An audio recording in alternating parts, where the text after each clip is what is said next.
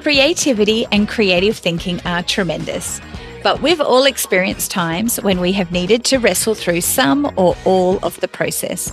With that in mind, we've designed the Creative Wrestle to be a space to learn, reflect, and steal from a broad range of like-hearted creatives. We speak with artists, entrepreneurs, musicians, production directors, strategists, storytellers, and many more on their inspirational and unique approaches to the creative process. This is the Creative Wrestle with Lauren and Renee. This episode is brought to you by Brown Fox Creative House. Brown Fox Creative House helps founders and brands turn big ideas into unforgettable impact. They take a holistic approach, blending strategy, storytelling, and data-driven creativity to launch brands, lead culture, and inspire action. With people and emotion at the centre, Brown Fox Creative House creates work that moves audiences to action. Go say hi on socials at Brown Fox Creative House or visit brownfox.com.au. Holly is the founder of The Wild and Her, an online store selling herbal remedies with a focus on mental health. Using her skills as a writer and herbalist, she weaves storytelling, ritual, and herbalism around the themes of compassion and self-friendliness. Over the years, she has written for online and in-print publications and has received wide acclaim for her latest creation, an immersive herbal tea ceremony for anxiety. Welcome, Holly. Thank you. It's so good to be here tonight. I'm so excited about this conversation with you guys. Where are you calling in from today? Well, right at this moment, I'm in my husband's office because it was the quietest place away from sleeping babies. We live on an off-grid, 100% off-grid mountain. It's a beautiful, really wild, dense 40-acre mountain, which has uninterrupted views all the way to the Great Barrier Reef. It's actual medicine where we live, and we love it. Yeah, it's beautiful. You're welcome anytime to come visit. I'll take you up on that. Yes, so good. Our origin stories intertwine a little bit. We were both part of the Arts Excellence program at our high school 20 years ago, believe that or not. But we actually became closer despite physical distance maybe 6 or 7 years ago. Side note, Renee, Holly was secretly the first one other than Femi to find out about more than one of my pregnancies. Other first people to be told included my bestie and my barista. I love those kind of stories. Fantastic. Yeah. I was just bursting, just bursting, had to tell. Oh, I need to hear that story at some point. We used to go to Catholic priests to make our confessions. Now we just tell our baristas, I'm pregnant. Oh, I know. And when I was in London, it was the equivalent of corner store. Like you'd have all these stores near the apartments where you lived. And I was unwell for my first baby and for Ollie, and I needed some kind of medicine you could take. And I ended up telling him. He was the first person. Before Fum? I Fum knew, but a random person in London. So he was the equivalent of my barista. Amazing. Yeah, hadn't thought about that in years. I have to say this. So I lived in London and I was a barista at a cafe called the Corner Store. And that's where I thought you were going with that. And I was like, what? Whoa, wait, what? What part of London was that? In Hackney. Not Hammersmith? No. Oh, Hackney. No, Hackney. Yeah, Hackney. What that's where I thought you were going with it. And I was like, what? Oh, that sounds better. Anyway, that is what I'm going with. I think I might have told you as well, Holly, at a corner store cafe. To hear about your pregnancy. I'm just omnipresent. Worlds collide. So we should probably get back on track. You did seem so excited by that. I thought, I am such a good storyteller. No, there's something else going on here. So Holly, could you speak a little about your background creatively? How did you get to where you are and what you're doing? Have you always been, a creative thinker and doer, maker? Yeah, is the short answer. I think I potentially came out of my mother's womb writing, which is probably painful for her actually. But no, I've just always been very keen to express myself creatively. That's just some of my earliest memories are just creating stories and saving them onto floppy disks to show my age. Yes. I've just always done it. Yeah. Yeah, wow. So where did your love for writing and storytelling come about? Or what would be an early memory of storytelling? I had I had a challenging childhood, and storytelling for me was actually a way for me to escape what was going on during my childhood. And from a really young age, I was telling stories, I was writing stories, I was sharing stories with my teddy bears and dolls in the room. And I remember learning how to write sentences. And by the time I was confident with that, it's all I ever wanted to do. And it provided me with this total escape from the really icky stuff that I was going through as a little girl. And it was probably the first time that I really remember self-medicating. Like writing for me felt like self-medicating. And I was able to leave my body for a bit and go somewhere else. But then as I grew older and, who I am today, I feel more in my body when I'm writing. I feel more embodied and more empowered and more keenly aware of who I am and my surroundings when I'm writing. So it's a very different experience for me. So no longer escapism? Today. Or is there still an element No of that? longer escapism. Oh, is there an element of it? I don't know that it's escapism, but it helps me go to other places. And sometimes it's like little rooms inside of myself that I haven't thought of. And like I scamper off into this little room and I'm like, oh my gosh, I've never seen that before. Like that's so new for me. So it's not that I'm escaping out. It's probably more that I'm escaping in, and I can drown out the noise out here. Discovering. Yeah. Yes. Yeah. Oh, I love that. I am captivated by your language. So it's not just storytelling, but you have a beautiful way of capturing and giving imagery to ideas and thoughts. So poetic. So poetic. I'm already like, wow, tell me more. On creativity, do you have a definition of creativity, or how do you like to frame what creativity is? I'm very open to being wrong with what I'm about to say. Like maybe this isn't right, but I think creativity is like different for everybody, the definition of it. Maybe that, I mean, I'm sure it's actually in the dictionary. Maybe we should look up what the dictionary says about it. Possibly. Yeah. But to frame it in the way that you've put it, I think creativity for me is about observing, like keenly observing, and then expressing what I find as honestly as I can. I love that.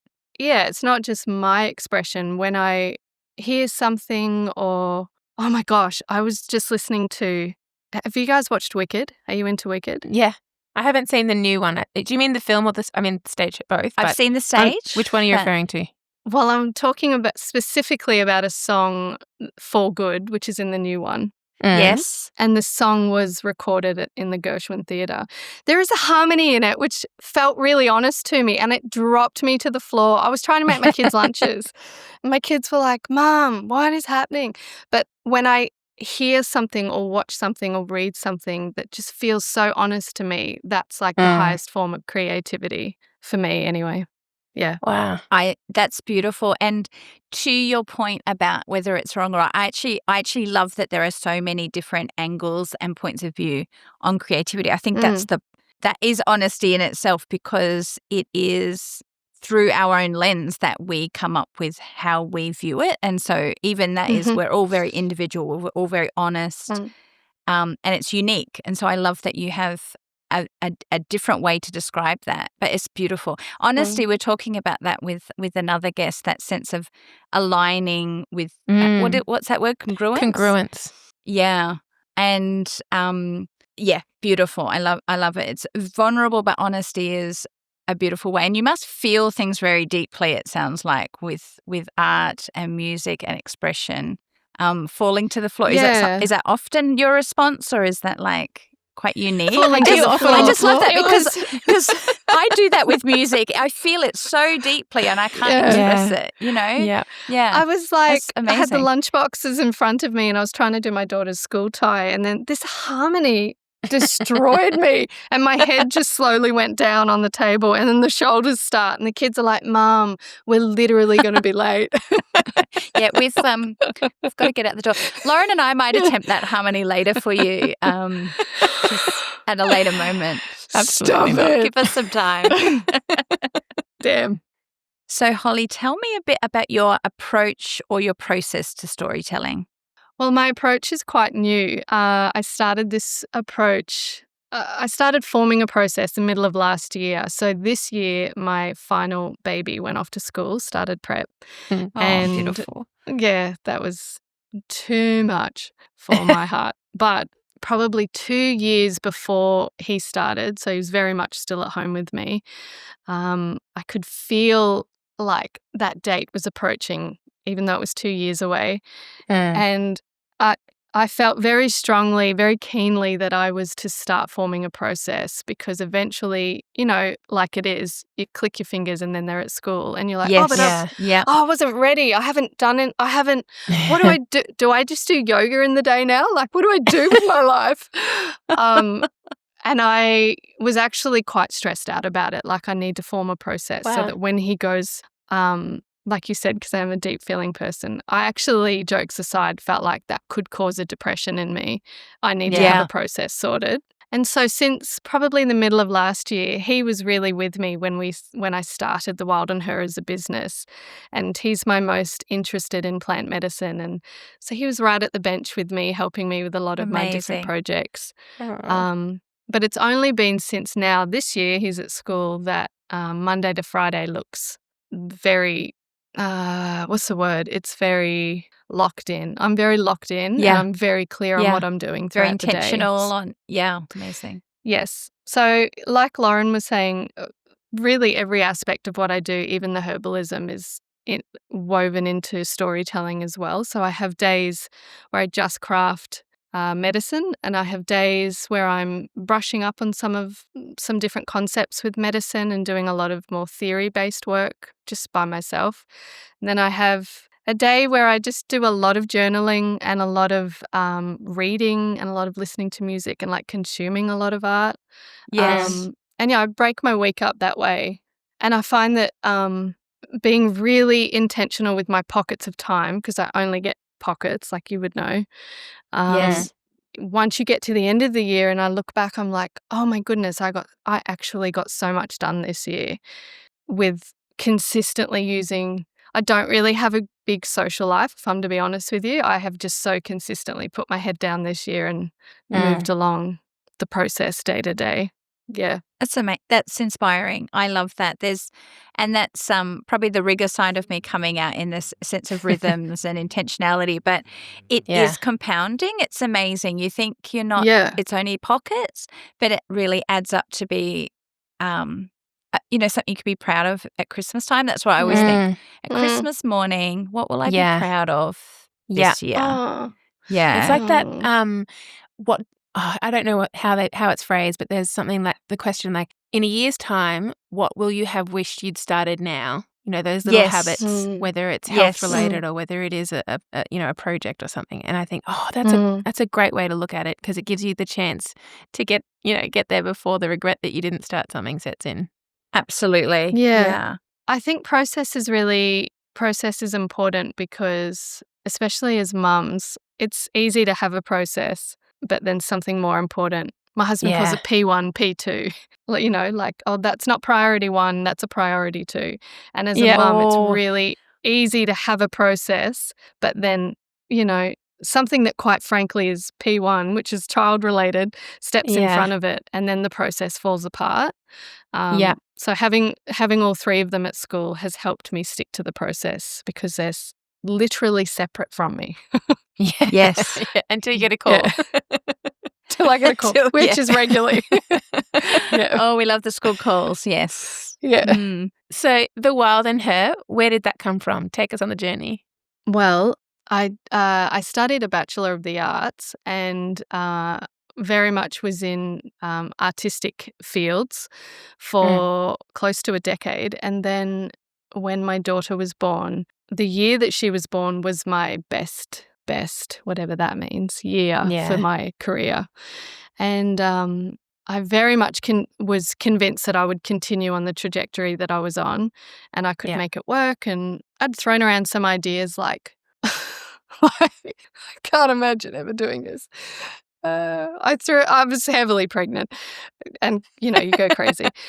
But I was coming up with these ideas of like, I can take a nanny like to my jobs with me, with the baby. Like, this can still work. I can make this work. Bring your nanny to work days. Amazing. Yeah, okay.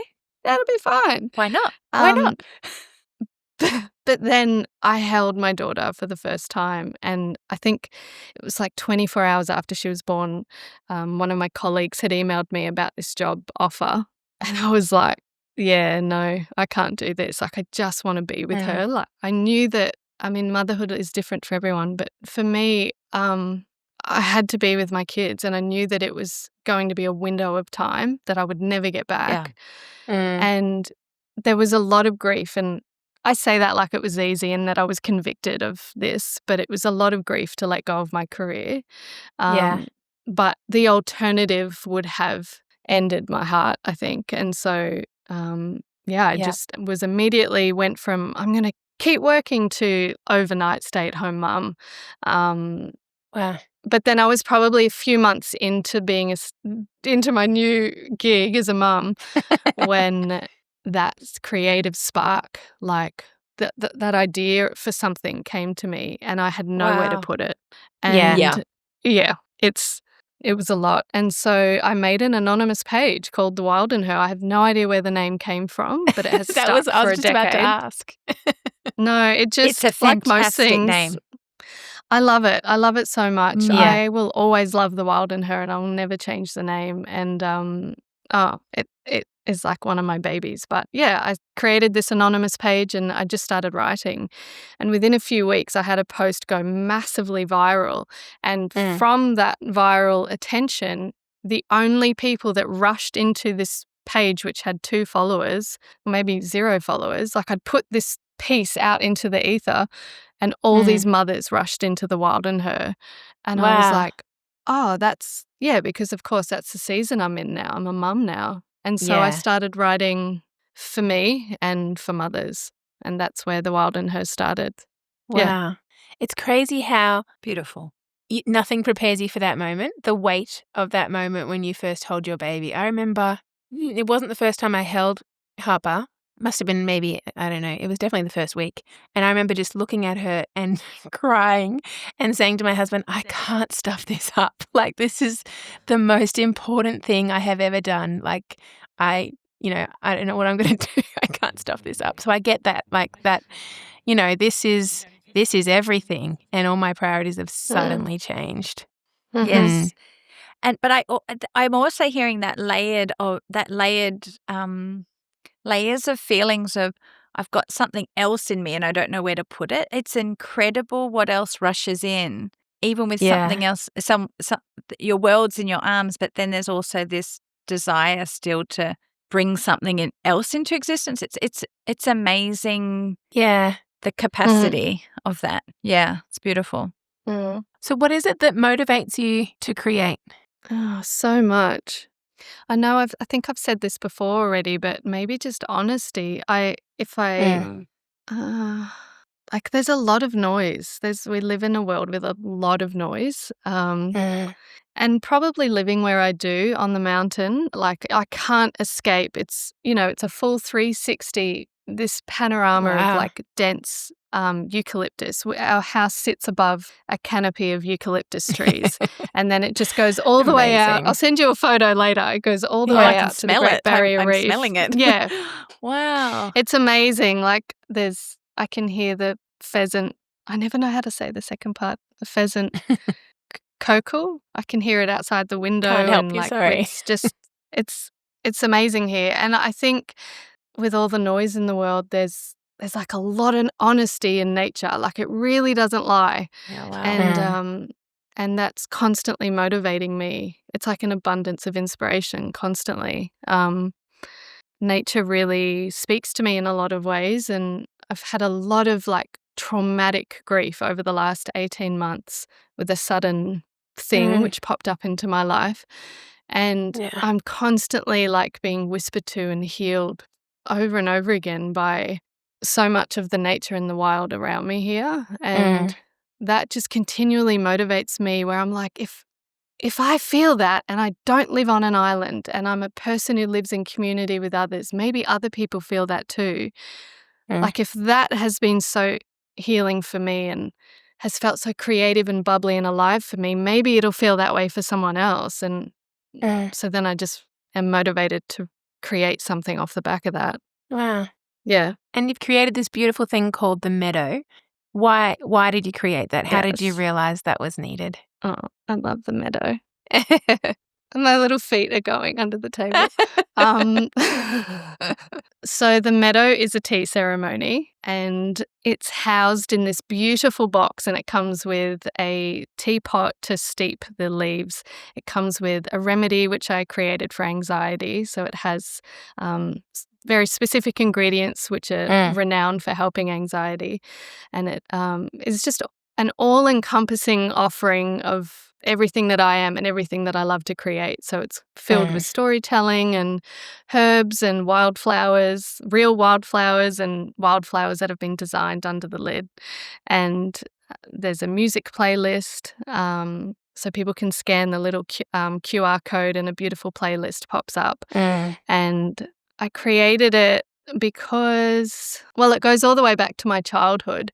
I was 9 years of age and this deep feeling little girl, and I had a lot of really negative self-limiting beliefs about myself. And the writer that I used to write them down on little bits of scrap pieces of paper, and would put these pieces of paper inside this white box that I owned. It must have been a shoebox or something. And I hid all these really awful beliefs about myself in the back of my cupboard. And then one day I was like, I'm going to bury these beliefs. Deep feeling, like my poor parents. I was like, I'm going to bury these beliefs in the backyard. And so we had a big swimming pool, and I went down into the corner where all these palm trees were. And I basically did a burial, or this ritual where I buried these beliefs under the ground. Wow. And was like, that's that. It's done. What I didn't realize that I'd done, though, was like immortalize those beliefs, and they stayed with me for decades, and it still makes me emotional. It really limited my life for decades. And in the end, by the time I was a mum, I was so riddled with anxiety. I could never reach a place of calm because nothing that I did felt correct. Nothing felt right. Nothing felt good enough. I didn't realize that in burying those beliefs, I'd kind of turned them into my guides in a lot of ways.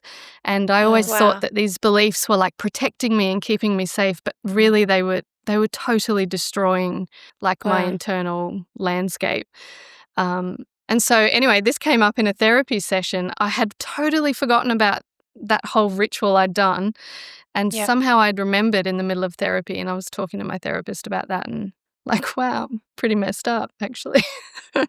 Why did I do that? And we talked through that for a bit, and I was really devastated once I saw the impact that little burial ritual had on me. And then fast forward a few years, I was traveling around Australia with my family. We did the whole caravanning thing for a year. Yeah. And for no particular reason, one night I just started dreaming about that burial. And I could see my little body, and I was like putting the words under the soil. And for 5 nights in a row, I had this exact same dream, which was a replay of when I was 9. And then in the morning, I'd wake up, and I was trying to explain it to my husband, he's so different to me. And he's just like, what is happening? I was like, I don't know, this is so intense. And on the last time that I dreamt it, when I opened up the box from my childhood, all these wildflowers spilled out of it. And I was a herbalist when I was having these dreams, and I recognized the wildflowers as being like amazing for anxiety, like lemon balm and chamomile and rose and all the different ingredients. And I was like, oh my gosh, I'm pretty sure I'm being given a message in this. And then there was this like beautiful Amazonian butterfly which flew out of the box, and I followed it down to a wildflower meadow. And then I heard this sentence, and when I woke up in the morning, I like scribbled it really quickly in my notebook, which I'm sure you guys have done this before. And the sentence was, if my mind is a vast and sweeping meadow, I would nurture the soil beneath it. I would examine and compost old beliefs, sowing stories of compassion in their place. Perhaps in the end, her life's work is to cover the meadow with wildflowers. And I was a mess. I was bawling my eyes out. And I was like, Josh, said to my husband, I was like, I'm pretty sure I have to turn the wild in her into a business. Yeah. Which is not something I should do. I shouldn't have a business. Why? And because I just felt like too much and too much could go wrong. Right. That's what it felt like, a limiting belief. And my husband was like, Hol, that's a pretty specific 5 nights worth of dreams you've had there. It's up to you what you do with this. But whatever you do, I will absolutely support it all the way. And I think you know what you need to do. So, I spent the next year creating the Meadow. I've never created anything like this. It's the most elaborate, highly detailed. So detailed. It comes in a huge, luxurious box, and it's got the wild in her in gold embossed on the lid. And I found an incredible artist in Spain who did the design under the lid, and it's changed my life. And I called it the Meadow, and it's changed my life. It's just been the most incredible experience and a huge labor of love. Wow. Holly, I haven't cried yet on our podcast, but that was deeply moving, and just so all the layers of that was so beautifully intentional. Even how you kind of received the inspiration and just stunning. Thank you so much for sharing that. Beautiful. Oh, I love it so much. I also forgot to mention that when I finished having those dreams for 5 nights, then a few days after that, we were stationed at the Kimberleys, which have you guys ever been out to the it's like holy. Yeah, spectacular. So we were out in the Kimberleys, and I said to my husband, I just need a few hours by myself. And he was like, yeah, whatever.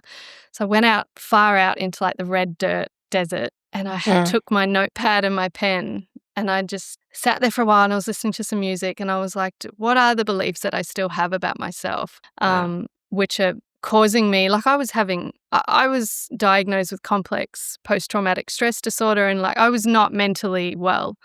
And I thought, now's the time. I've done all the talk therapy. I've helped myself with supplements. Something has to shift here. And I sat down in the desert and I wrote out, it was pages of these beliefs, which were devastating. I was devastated that I thought so poorly of myself. And then I ripped it up and I put it under the soil. But in my mind, I was like, this time it's not a burial. It's not going to be a burial. I'm going to use these beliefs as compost for new life to grow. So I put it under the dirt, and then I was near all these wild Kimberley wildflowers. I picked a few and I put it on top as a symbol of the new life that could grow from composting these beliefs. Yeah. And so the Meadow actually comes, when customers buy it, with a glass vial of wildflower seeds, and it takes them on a journaling journey over 21 nights. And then in the end, they write down the beliefs they're ready to compost. They rip it up, and then they plant the wildflower seeds on top. Wow. Amazing. Yes. I have no words. Baby. Amazing. So that's completely informed and enriched by your own life experiences. Would you say that's always the way with what you create? Is it always impacted and informed by what you've experienced? To be really honest, maybe in an icky sort of way, I would actually, I do have goals for myself that one day I would love to be an artist that doesn't have to inform everything of my own experiences. But I'm very much, I'm not some wise elder. I'm like a 39-year-old mum of 3. And so where I'm at right now is my art is very much comes out of my own stories and experiences, or sometimes weaving in stories I've heard from customers and stories I've heard from friends as well. But yeah, pretty much. Well, it gives it that authenticity, that depth, and it makes it so relatable because it has come from truth, like you said, honesty. It has come from a place of true depth and honesty, and then that's what resonates with people, is that that mirrors, the depth in themselves.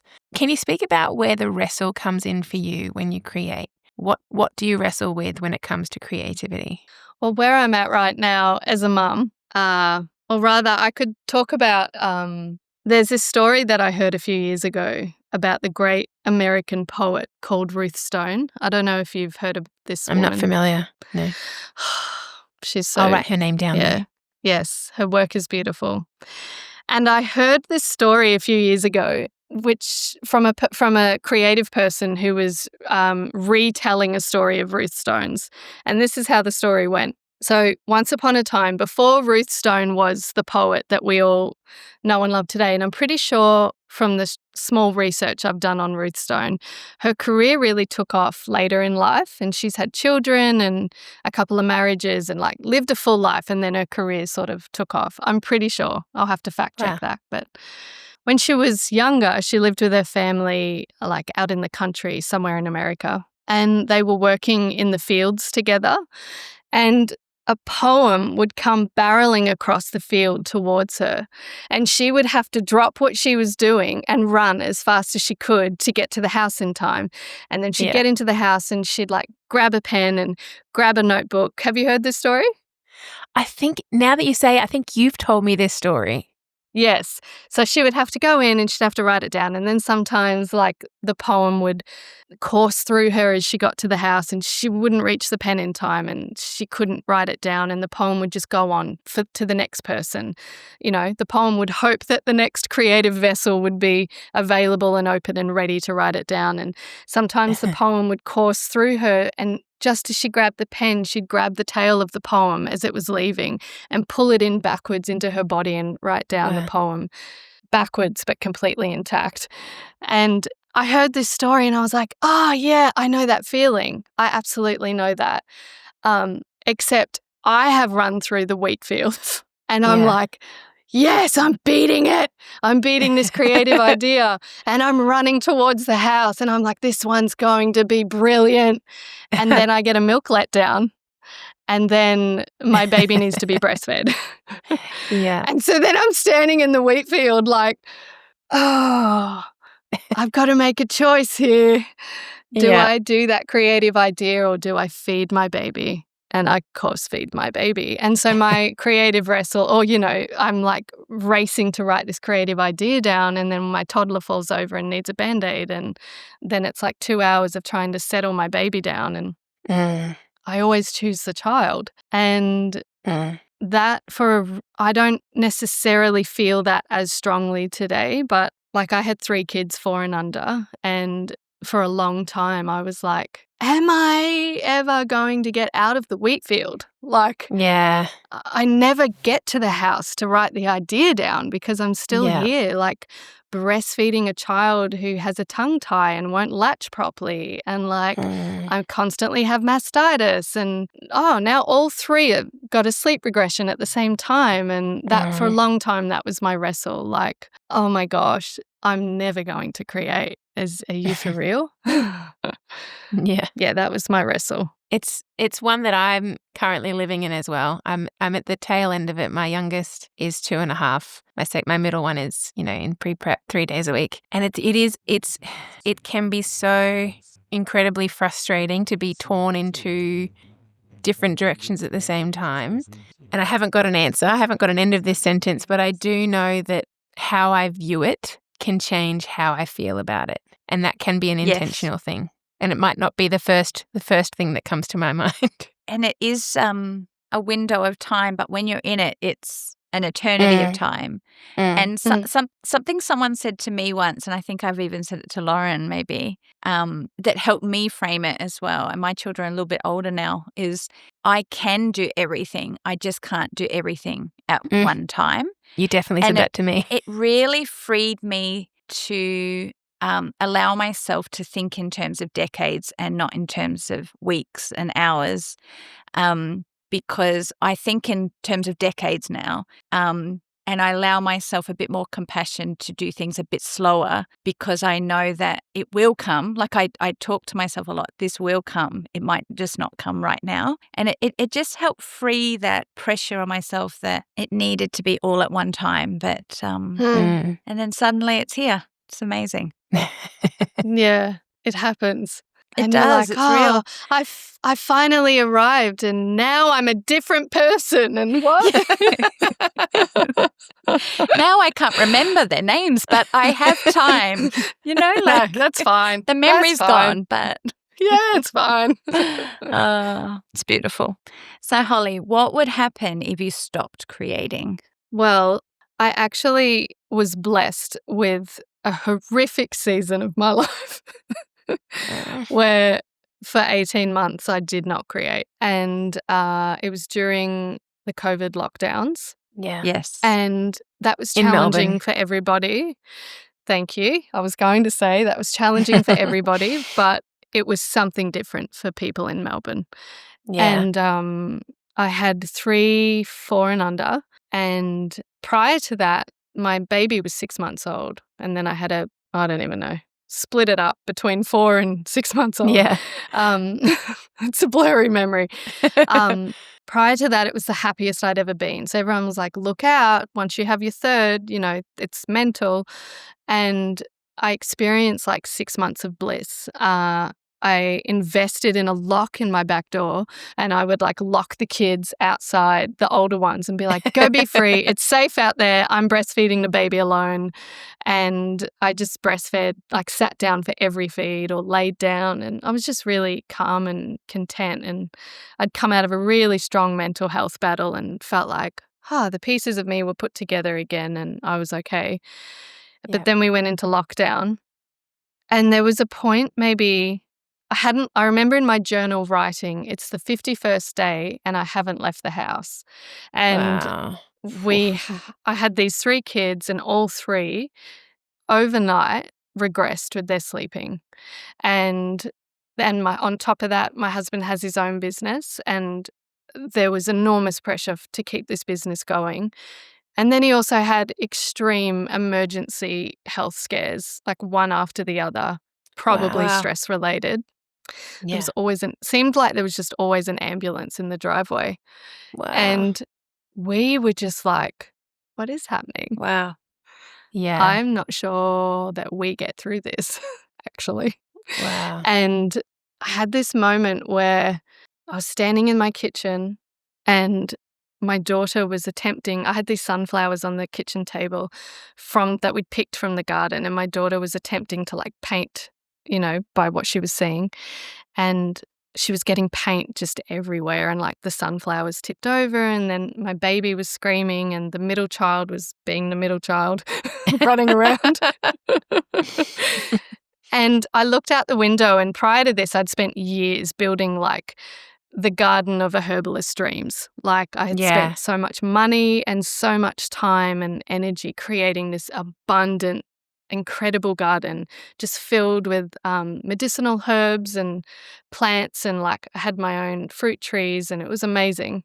Yeah. I looked out the window, I looked at my kids, and I don't know if it was like a voice out there or a voice inside of me said, everything has to die. Everything has to die, or your family doesn't get through this.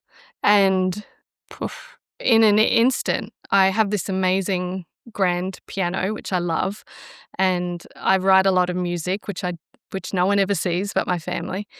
But I literally overnight stopped everything. I closed the lid of the grand piano. My garden, which was like a stunning work of art, died. I never watered it. I closed my laptop, and I did not create a single thing for 18 months. And it was really dark. Yeah. Because, to go back to your first or one of your first questions, I started writing as a way to leave my body. And suddenly, if I wasn't creating something, I had to look at myself. I had to just be with myself. And things were bleak. They were bleak within my family. We were barely holding on. Yeah. My husband and I were just drowning under the pressure and the stress. And I got rid of social media. I literally just stood back from everything, and I would set an alarm, and I would get like a couple of hours of broken sleep a night. But no matter how little sleep I got, I would wake up to an alarm, and I would make my kids a hot breakfast, and I just lived in total service of this little family. And then this interesting thing happened where when I stopped creating outwardly with my hands on the piano or with my hands on the laptop or even in my medicinal garden, suddenly the creation started to feel like it was just living inside of me for me. and I didn't have to share it with anybody. And it became so sacred and quiet and still. And it wasn't asking anybody for approval, and it wasn't anything that I could put a price tag on. But I started to cultivate, uh, like, I started to be able to hear things better and see things better. And I started Wow. observing everything so much better. And I remember laying underneath the maple tree. We had like a little roundabout in the driveway, and there was this beautiful maple tree, and it was in autumn, and I was laying on the grass with a breast out, feeding a child, and fairly depleted, but looked up at this tree and like suddenly had this micro vision of the flower. Of the leaf, and I could see like the veins running through it and the way the edges were curling up, and that feeling you get when you get a creative idea, that spark inside of you. I Yeah. got that spark looking at the leaf, and it was for nobody else but me. Yeah. I did nothing with it but observe it. I didn't then have to like, oh, well, I'm going to take that leaf off the tree and I'll draw it, or I'll do this, or I'll Yeah. take a photo of it, or I'll upload something on. It was purely this moment of like, oh, this is all I'm asked to do is just observe, actually. And if I can do that, then I'm still creating right now. I'm just not doing it for any sort of approval. And it just feeds me and sustains me. And that's okay. I don't need to share this. And so I did that for like 18 months and just started this skill, I guess, which I'd never really had. It had always been about me, my feelings and my art. And suddenly it was like everything out there.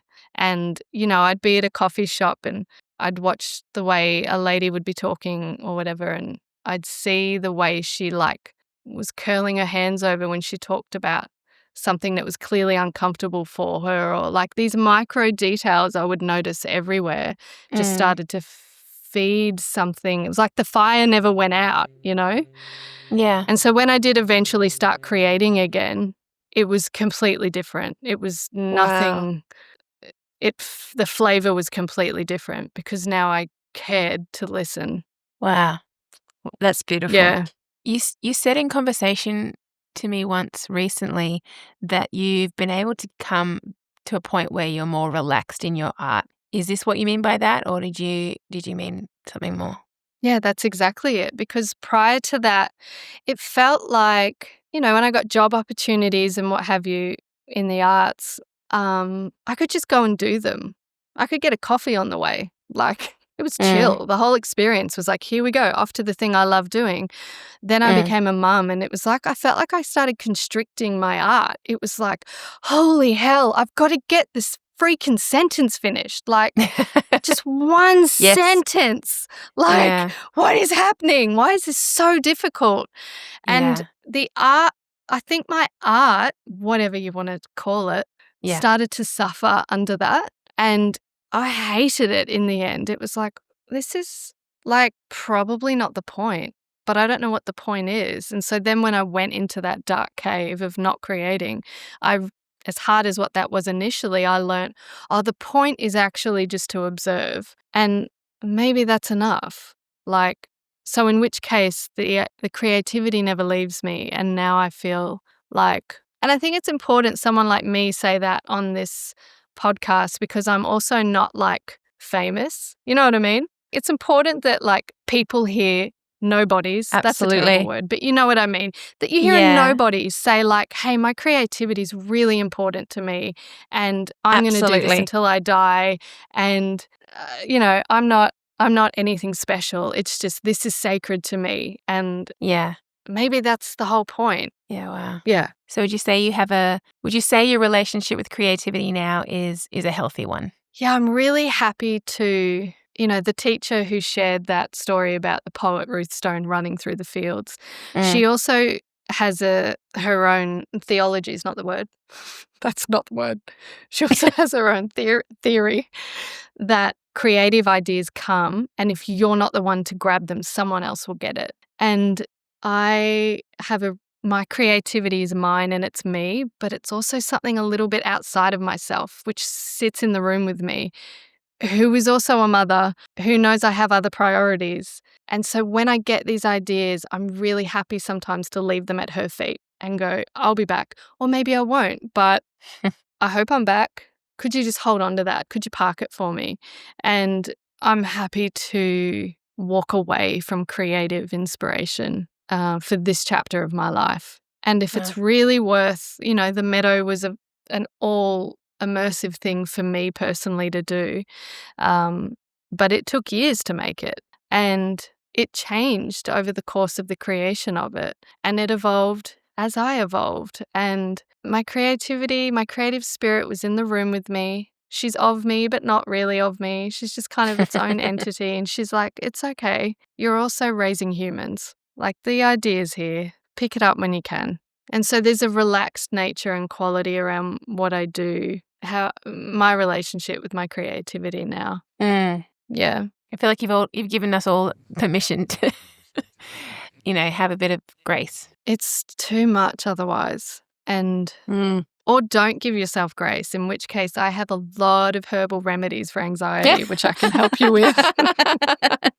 Click the link below. Click the link here.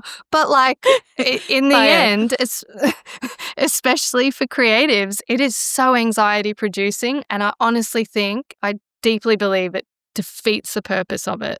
Yeah. I have it's not a fully formed theory. It's just something I'm holding lightly.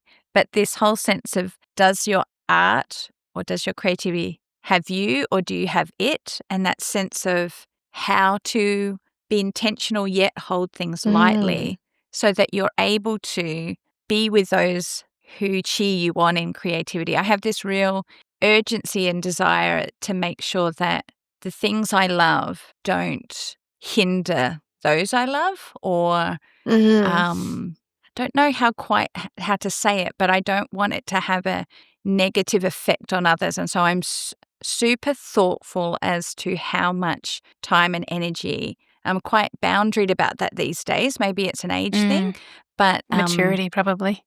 That sense of, does it have me or do I have it, and can I leave it? And I love what you were talking about. Well, I'll just leave it there for a moment. I'll come back to it, or I won't. But I love that you've still seen so much fruit from your life. It's not been detrimental to you, but it's actually had a beautiful effect on your creativity. And I think that's encouraging. Yeah, that's so beautiful what you said with holding things lightly. And like you said, Lauren, I think that does come with wisdom and getting older. And little Holly, she was so angsty and holding on to things so tightly, and she's so icky. I look back and I'm like, bless you. It doesn't, especially as creatives, I think it does more harm than good. Just hold it lightly. Yeah. The ideas can be feathers, and sometimes the ideas are pebbles, and it wants to be held a bit, heavier. And and it's not your last good idea. No, that's it. Good. Yeah. That'll merch. Yeah. That'll merch. I have a merchandise line constantly in my head. I've not designed anything, but I'll be like, oh yeah, pop that as a hoodie. Hold it lightly. Hold it lightly. It's very lightly. It's sketched. Yeah. So Holly, some creatives would say that they are chaotic in their approach in their practice, and some people would say that they are more structured and methodic. Where would you say that you fall on that spectrum?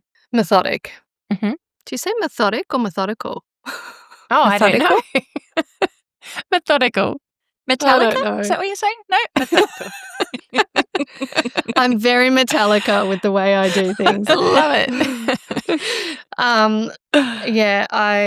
My process, because I am a very busy mum, is to just take what I can and fill that with as much air as I can, and get in whatever it is I've written down that I want to get done for the day. I write down exactly what I want to achieve for the day. But like you said, Renee, I'll hold it lightly. I'm going to get a phone call from the school or something. Yeah, same. But I am, And then you let it go and you're like, oh, I'll tick that off my list tomorrow. But going through and just taking those pockets and filling them with as much as I can.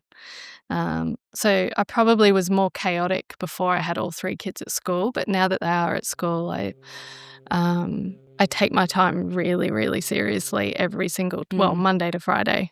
Yeah. So what tips would you have to share for other mothers who desire to create? Well, I think they already are. I think they already are creating. But I guess the question rather could be like, what expectations are you putting on that creation? Like, is it to create for others? Is it to create your merchandise line? To put out there and to have everyone like and follow, like what sort of be really clear. Yeah, and so that's good, okay if Holly. that's what you want to do as well, by the way. Like, I am definitely out there hashtagging things. You know what I mean? Like, I would like more people to jump on the Wild and Her train. I'm not embarrassed to admit that. I would love the Wild and Her to grow, and I really believe in my message and would love more people to jump on board with that. But I think it isn't so much mothers who want to create, because creative mothers are creating. It's like, what are the expectations? Get clear on that. Like, what do you actually want out of your creations? And there's no wrong answer. Actually isn't a wrong answer, I don't believe. But if you're honest with yourself, then I think it helps prioritize and categorize your thoughts into, okay, well, how do I make that happen? You're very inspiring. I don't know. You have great language, Holly. Language is You so do. important to me. You have beautiful language for thought and concept and your practice. And I think it's super helpful because then it's understandable. People can hook into it, and I just love it. It's beautiful. Thank you very much. Who inspires you, Holly? So many people. I live in a really small town and I have so many interactions. I shop almost every day, like a 15, I was going to say 30, it's more like a 15-minute, I forgot apples, or I forgot. And it's literally up the road. So it's not a big deal to quickly race down and get a few things. So I have a lot of interactions in my day with like the same locals. And I'm really inspired by a lot of the locals here. There's some of my most like cherished conversations in a day sometimes, where it's like the butcher or the the grocer, or I get really inspired by really just honest sort of regional people. I just find them really inspiring. My husband is a huge inspiration to me. I don't talk about him at all on social media or anything like that, but he's such an inspiration to me, the way he loves people and the way he goes about his work and the intentionality that he has in so many of his interactions. He would hate that I'm saying that because he's like such a like ochre Australian, real salt of the earth kind of guy. But he is a real inspiration to me, the way he has achieved what he's achieved and does the juggle as a parent as well. And just my kids. I think I have a really honest family. We've cultivated a lot of honesty in our little family. And sometimes, it's ugly. It's not the Brady Bunch. But we have really probably pedestaled in a healthy way. I don't know if pedestal is always a healthy word, but honesty within our little family. So my kids really do say it how it is. And that's always fun to help them refine some of that sometimes. My daughter is unapologetically who she is. And she's such an amazing little girl. And my sons are just stunning individuals. I just thoroughly enjoy hanging out as a family. And they really inspire me to just keep telling the truth. Yeah. And how special for them that both of their parents have them as a number one, a P1, as you said earlier, priority P1. one. That's, they probably won't recognize it for a long time, just how impactful that was on their lives. But that's a big deal. An amazing thing that you're both doing. Yeah, we love it. We love being parents. Yeah. You said earlier that part of your week is to have moments where you are consuming, whether it's books or other I'm not sure what it is. What is it? Is it songs, TV, books, podcasts? What are you consuming? Oh my gosh, you know what I want to consume? It came out today. Oh, I'm going to be a mess over it. But my husband did just get home, and we have a ritual of having a cup of tea and sharing an orange like an 80-year-old couple every Cute. night at the kitchen bench. When I came in to get my headphones, he was like, "How long are you going to be? I'm so tired." So he'll have the kettle on when I come in. So tonight's not the night to watch it, but this week, Come See Me in the Good Light comes out on Apple TV. I don't know anything about it. This is a Do you book, know isn't Renee? it? Is this a book Oh, originally? it's the life of the poet Andrea Gibson. And they recently passed away. Yeah. And there's a documentary. Yeah. Okay. I may need to have a box of tissues for that one. Anyway, that's something I'd like to consume. But at the moment, I've got too many books on the go. I'm really enjoying I'm a shocker for it. Another book comes in the mail and I'm like, I feel like an addict. Like I've got to quickly hide it. So bad. I'm reading at the moment Trent. You know Trent Dalton, the Brisbane writer? Mm-hmm. Yep. Yeah. So I'm reading Lola in the Mirror. I don't know if you guys have read that. I've seen No, I haven't I've seen it, but not yet. Yeah. Good. He's amazing. He has a really niche way of storytelling. Like, he really comes from a specific, like, sort of demographic in Brisbane. But I love how conversational, it's just the Brisbane slang in it and everything. I love that. That's really inspiring for me at the moment. Just how down to earth the writing is, but also so clever. I'm also reading or rereading. I've read it. I've studied this play before, actually. The Memory of Water by Sheila Stevenson. So I'm really enjoying revisiting that.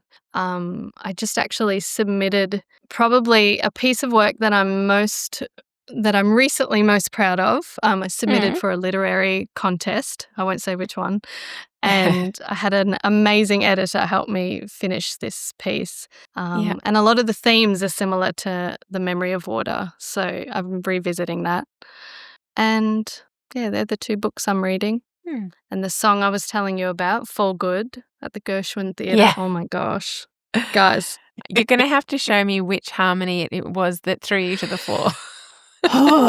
So it's a sitting down song, Lauren. Like it was the the way pillows they around. I know the down. song, but I don't know the harmony. Which one? Where in the song? It's in the last 30 seconds, but they both went down instead of you expect them to go up, but they went down, guys. Anyway. I love it. Well, something we always ask our guests before they go is what's next for you? Is there a next that you're already aware of? What's coming up? I love that. Is there a next that you're aware of? That's funny. Or are you just going to have dreams about your next project suddenly? Yeah. Waking up crying and snot everywhere for 5 nights. What's next? Well, I am bringing out a mini Meadow for children. So wow. I Beautiful. haven't written about that anywhere yet. So I'm really excited about that. So there's a ritual and it comes with a really sweet, do you remember my oxymel that I brought out last year? Oxymel? Do you remember that at all? No. Oxymel, it's the medicine that's made with... yes. The little bottle? Yes. Well, there's a little bottle and the slightly larger one and it's made with apple cider vinegar and raw honey. We have our own bees here. So we actually just had a massive harvest of raw honey. So I'm creating it tastes like a sweet and sour lolly. The kids love it. So I'm creating, I made this huge, incredible experience for adults and then realized I do the Meadow with my kids all the time. That actually might be really helpful for other children. So I'm really working on getting that out for winter next year.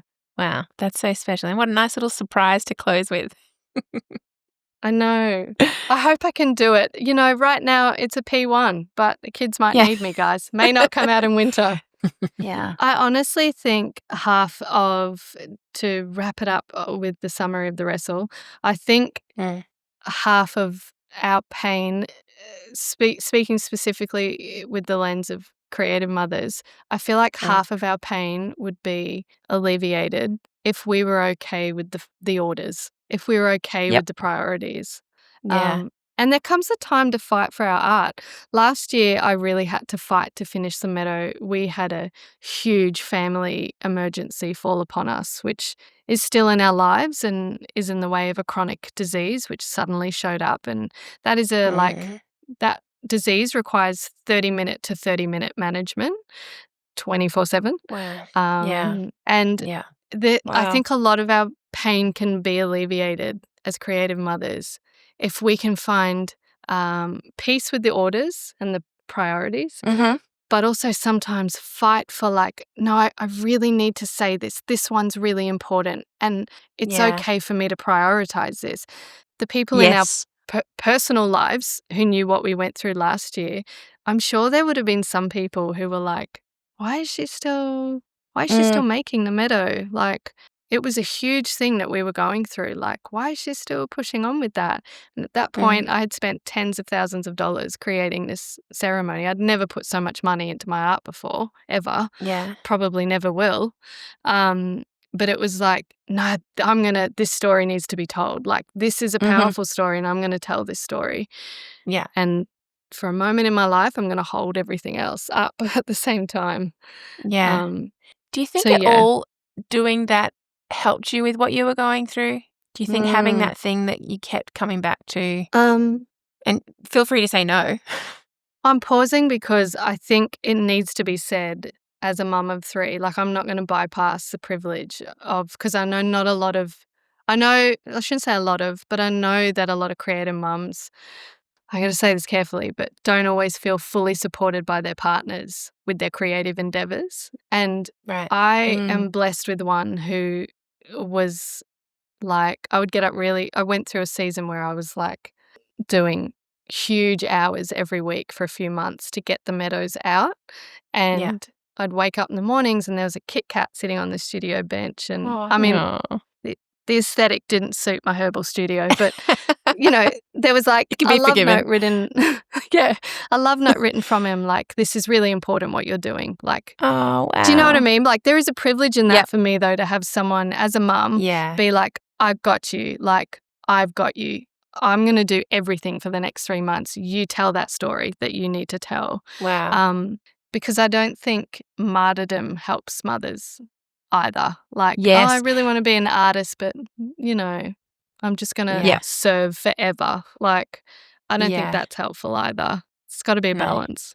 Yeah. So much to say in that space, but I do absolutely believe having those conversations, understanding what are the first order, what are the P1s together, and then going after it, and you can have several P1s. I think that's the thing to know as well. Yeah. It can be multiple. It's not just one. And I personally believe, and my husband's a releaser as well. He is beautiful as well. He as is mine, just for the record. And is yours. Yes, I should say that too. We both have husbands in the background allowing this to happen. Yay, the husbands. And I've lost my thought, but I just didn't want to finish this and then Febby being like, what? Yeah. No, we were just talking about this before you came in, though, of somehow thanking, because no one's doing this by themselves. No. And there is, not martyrdom, but there is a win for the family when you have a win as well. That's what I really believe is that they win when I win as well. I win when they win, but they also win when I win, So it's an understanding that. But anyway, I have so much to say on that. I love that topic, and I think it's super important to have shared language in a family of what that looks like, how to prioritize, how to push back, how to release, when to do that, all of that. Yeah, the end. Yes. You just reminded me of something, but I feel like you're about to wrap up. I could keep going. No, keep going. But I don't know if you actually, I don't think you got to the rest of that thought. I think we might have gone down a tangent. Yep. What was the thought? Did it help you at all to have that project while you were going through that? Well, I created a tea ceremony for anxiety, and then I was like struck Drinking with it. struck with the most. I had never in my life experienced anxiety like what I went through. Wow. So I knew anxiety really well. I'd studied it. I'd experienced it for a very long time in my life, and I knew all the plants that could help with it, all the medicinal plants. So I had a really good grasp on what anxiety was. And then I was struck with this just full-on thing. And because I knew anxiety so well up here, my body started to like 2 months out from launching, and I was building up the momentum and talking cryptically about the Meadow online. And I was getting a lot of people subscribing to emails, and every week I'd send out a new cryptic email that would pull people along for what is this thing she's making. And while all of that was happening, I was experiencing what felt like heart attacks. And my husband, they'd hit me suddenly, and they really would seize my whole body. And I remember being in bed, and I woke up in the middle of the night. My husband was just beside himself, like, what is happening to her? And I couldn't breathe, and I could feel my actual muscle constricting, like my heart muscle. And this is while I'm like talking about my tea ceremony for anxiety, guys. Yeah. It was a lot. And so, I did push through in the creation of it. And eventually my husband was like, could you please go and get your heart checked? And so I was like, I had to, we live an hour and a half from the nearest hospital. So I had to drive down and get all these tests done. And one of the last tests, I was running on this treadmill, and I'm hooked up to all these things. And I'm like, oh, this is such a waste of my time. Running. And then my heart started to spasm, and I could feel it. And I'm like, oh, this is good. Like, you're going to see that on the graph, right? And all these professionals come over, and they're staring at the thing, and I'm watching them not see anything. And then I stood on the side of the treadmill, and I started crying. And they were like, are you okay? And I said, I think my heart's breaking. I don't think I have anything wrong with my heart. It's breaking. And they were like, they were medical professionals. They were tripped out by what I was saying. They were like, what do you mean your heart's breaking? But I came home that night, and I said to my husband, like, what we were going through was breaking my heart, and it was literally giving me little heart attacks. And so the creation of to push through and keep making the Meadow became much more profound for me, because then it became this it was already an embodied idea, but then it was like from the earth, like this embodied, like this is what it is to be laying on, the floor of your bedroom, having your heart break, and really believing in plant medicine, and really believing in the ritual of storytelling. And I found God in all of that. Wow. So I was glad I pushed through and finished it. And yeah. Wow. Beautiful. So profound. I don't know how to That's all, I don't folks. know how Goodbye. to say anything after that. Mic drop. Can you just drop your mic? Can you close yourself out? You'll do it better than I will. See you guys. Peace. What a treat you've been. Oh my goodness. I had I mean, I've admired you through the lens of social media, and I remember Lauren sending me the Meadow and saying, I think you would love this a year or so ago, maybe Christmas last year, I don't know, and thinking that is stunning, but to hear the story behind it and the person behind it has blessed me deeply. So thank you. Thank you so much. Welcome to the B-side. Wow, that was, I mean, there's... I know, no words. No words yet. We're paid to do the words, aren't we? Actually, what the listeners won't know is Nathan took out a massive pause when Holly finished her last story, where we were both just at a loss.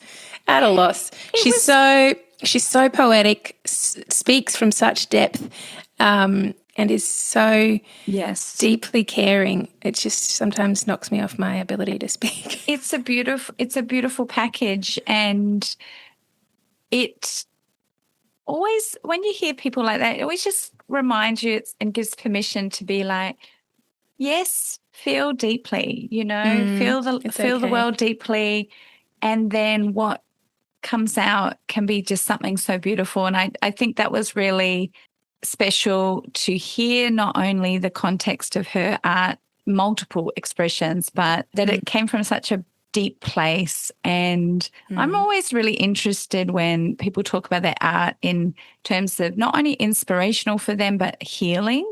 And I don't know if we've touched on that too much, but what about you? Do you feel that when you're creating, do you feel a sense of not only, wow, this is exciting, because you've explained it like effervescent and I just love it. It's like a buzz, but also is there, what else is going on in you, I guess is my question. It can be deeply healing.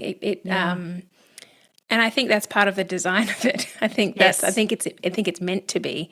I think it's a great gift that we have, that we can self-medicate, I guess, definitely. I think it was really clear that Holly has clearly put in some work when it comes to things like anxiety. Yes. The way she's talking it, the language that she uses. I thought it was really helpful to hear someone who has walked through various seasons of it and seems to be now in a more grounded place and have a healthier relationship with her creativity and the outworking of the two of them together. I thought that was really meaningful. Yes.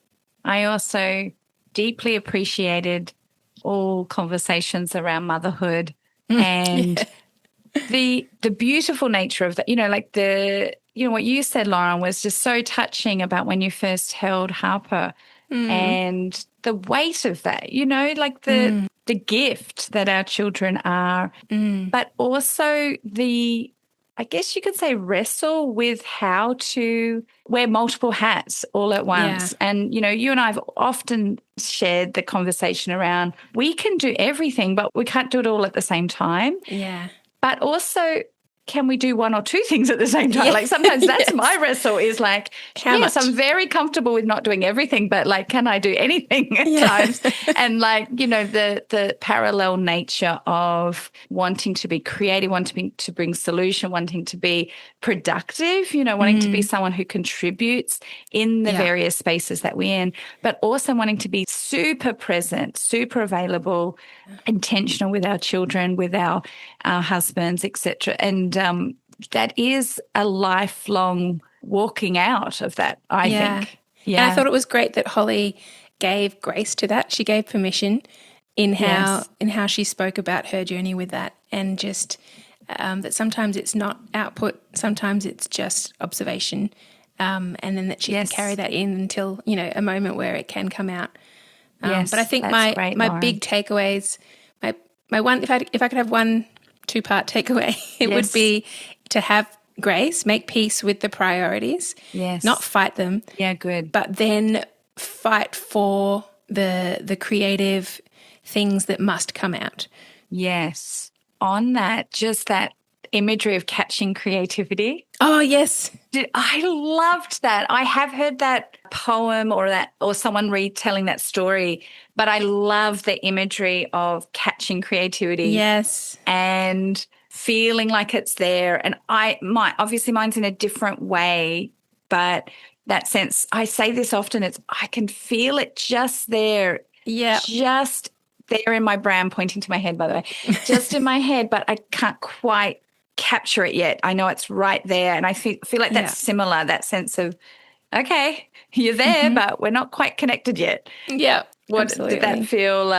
Definitely resonated with me. And the sense of urgency, like I must drop everything and chase this, get it down, get it out.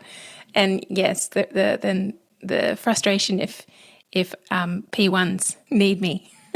What are P1s? What is priority ones? Oh, priority ones. I love that. Yes. On a practical note, with catching creativity, I have notebooks beside my bed. Do you do this, Lauren? I'm often woken I wouldn't say the middle of the night. I'm often woken about 2 or 3 in the morning with creativity, but also to pray. That's often my time to pray. And thank you, Jesus, for that design, but creativity as well. And that is that sense of capturing the thought. And sometimes when it's really still in the house, it seems to be when the download comes. So I talk about it as a download. Yeah, I've done I've written on the wall in the shower on the glass. That's because I have to get it out, and I've got nothing with me. Yes, those thinking spaces. I have thoughts in the car as well, so that's a tricky one. Voice memos. Notes. Yes. Yes. Do you ever go back through your voice memos? They're just do. hilarious. And yes. that season was an interesting one. I'm quite cranky in this voice note. Oh, what was that? Yeah, that was a fever dream. That's what that was. Oh, fantastic. Thanks, Lauren. Thanks, Renee. Bye. Bye. Thank you for listening to The Creative Wrestle. Don't forget to subscribe, find us on socials, and share with your friends.